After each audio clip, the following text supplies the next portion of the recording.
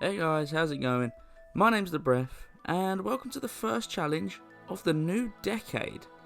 Yes, 2020 is here, and I'm doing the same thing I've always done. Anyway, a quick announcement. I've been fortunate enough to get my hands on a nice new piece of capture software, and I plan to branch out slightly over the upcoming year. I mean, I love Pokemon and doing Pokemon challenges, so don't worry, they're not going anywhere. But I'm thinking of pushing the boat out and extending my gaming touch to use the PS4, maybe do some other sort of games, other sort of challenges, possibly playthroughs. Let me know your thoughts in the comments about me doing something like that, and be brutally honest about whether or not you'd stick around to watch those. Anyway, today I'm asking the question, can you beat Pokémon Yellow with only gift Pokémon? There are a bunch of Pokemon that are gifted to the player in Yellow, and this gives us a nice pool to choose from.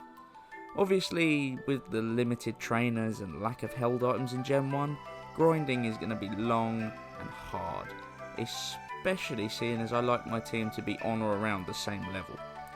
On the upside, I don't think I need to be level 100 for this one.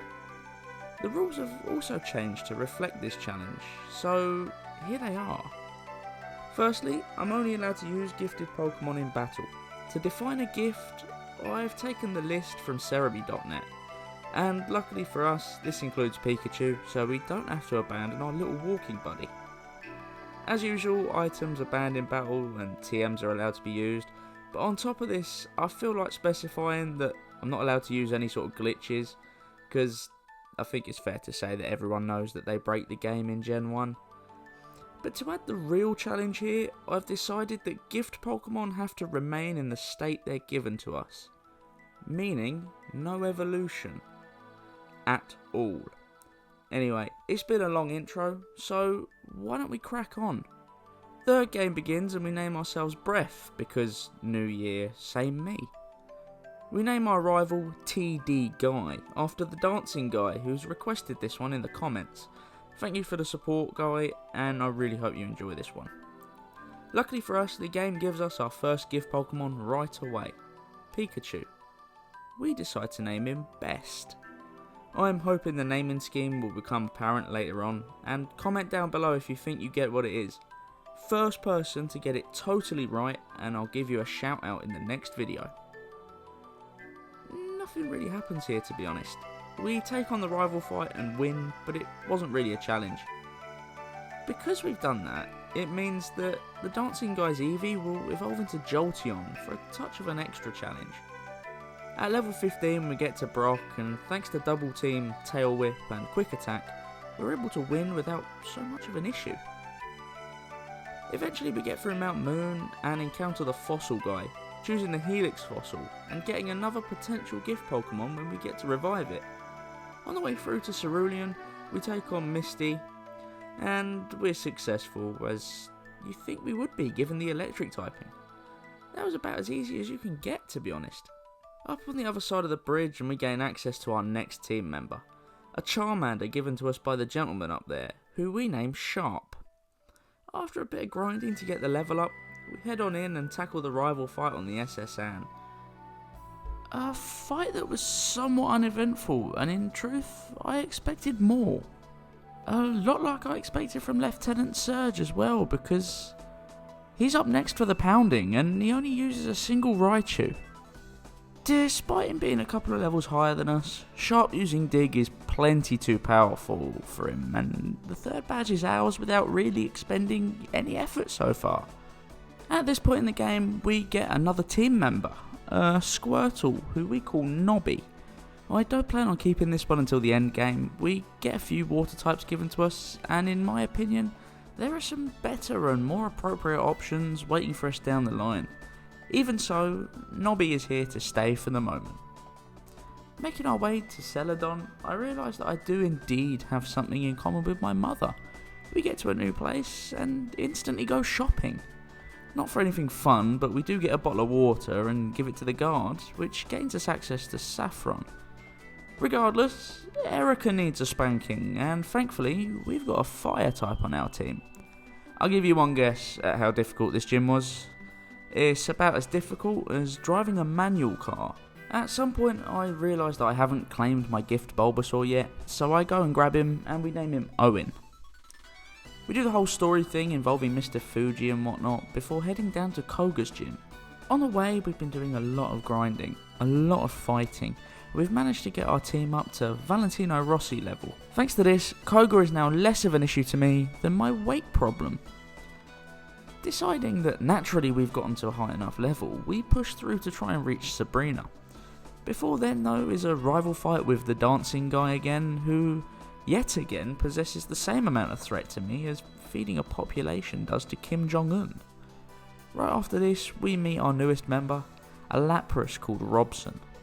I decided that he would be our replacement water type for the upcoming matches. On to Cinnabar, and I've revived the old Amber that I picked up for an Aerodactyl that we named Beckham. Oh, and I also revived the Omanyte and named him Ronaldo, just to try and make the naming clue a little bit easier, but in truth I have no intention whatsoever of actually using him. Blaine is about as easy as you'd expect. In any of these games you can pretty much douse his flame with any water type you come across, and this playthrough is no exception. At the end of it all, he's slightly saturated, some might even say moist, soaked and dripping worse than a leaky faucet. And the last of the boomers is Giovanni.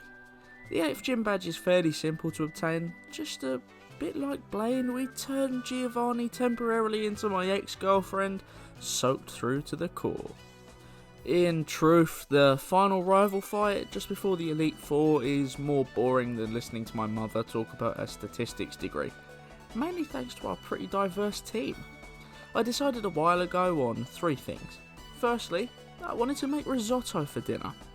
Secondly, I didn't want to challenge the Elite Four until each member of my team was level 65. Don't ask me why I chose that number, but it sounded good in my head at the time. And finally, I decided that I wanted to go out of this challenge in the same way I went in, with a fat little mouse shocking the opposition. So, a not insignificant amount of hours later, and we're ready. Lorelei got treated the way she deserved, brutally and physically decimated. Her ice types are good, but they're not quite Carling. Ultimately, we're walking on. We start the Bruno fight nicely, and in as much time as it took me to write this paragraph, we finished. I was originally going to say something else about time here, but let's keep it family friendly, eh? Agatha did cause me some issues, I won't lie. Her ghost type members are brutal, and in a few of the grinding runs we had terrible confusion luck. A feat that actually carried on here, to be honest. A good chunk of time later, and we're able to walk out of here with only a few cuts and bruises to show for it. The last member of the 4 is Lance. His dragon types, well, they weren't that bad. I mean, Gyarados went down to a single Thunderbolt from Bestie, and everything else got Ice Beam to shit. Pretty simple as far as Lance fights go. But the final challenge for this run is naturally the dancing guy, champion of the Kanto region. He kicks off the fight with a Sand Slash, and a single surf from Robson sends it drowning back into its ball, with Alakazam following shortly after it. We send out Sharp to deal with Executor, but misjudge it rather poorly, and have to rely on Beckham to bend it away and see us through. We send out Best, and he shocks the Clitster into non-existence. Sorry, Cloyster. Family friendly. It's only Jolteon and Best left to slog it out now. And do I decide to play fair? Nope. Do I want to embarrass him? Oh hell yeah. I set up 6 double teams and get a toxic spree going, and from there all it took was a few turns with Jolteon unable to find the target, and toxic damage does its thing, beating us the challenge. With that, Robson, Sharp, Owen, Cantona, Beckham and Best have all conquered the league and have won the title. At the start of this challenge I asked a simple question. Can you beat Pokémon Yellow with only gift Pokémon? The answer? Yes. you can. In truth, it wasn't really hard because the variety that you get is more than enough to see us through.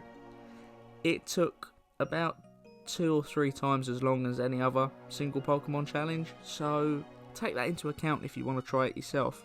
I definitely recommend trying it. I mean, if you wanted to evolve Pokemon, it would be a lot easier and probably wouldn't need to spend as much time grinding. But it was definitely fun, and I'm glad I managed to get this one out. In the time it took me to record this challenge and the video, we had a few technology issues, so it's sort of delayed the release of this. So I'd like to apologise for the delay and the fact that this isn't New Year's Day and is in fact January 2nd by the time this video is coming out. Unfortunately though, that's not where the bad news ends. I have to take a couple of weeks off of recording and releasing videos. I've got a rather important set of exams coming up for uni, and they take place over the next weeks, and while I'm somewhat prepared, I do need to focus now, so I hope you can all understand, but I'll be back with a vengeance. Please like and subscribe for more content like this, and by all means comment down below with any challenges you would like to see me take on. And please, join me next time, where I ask the question, can you beat Pokemon Diamond with only a Cleffa? Thank you all for watching. I hope you had a fantastic new year, and here's to a great 2020. And I'll see you in the next one.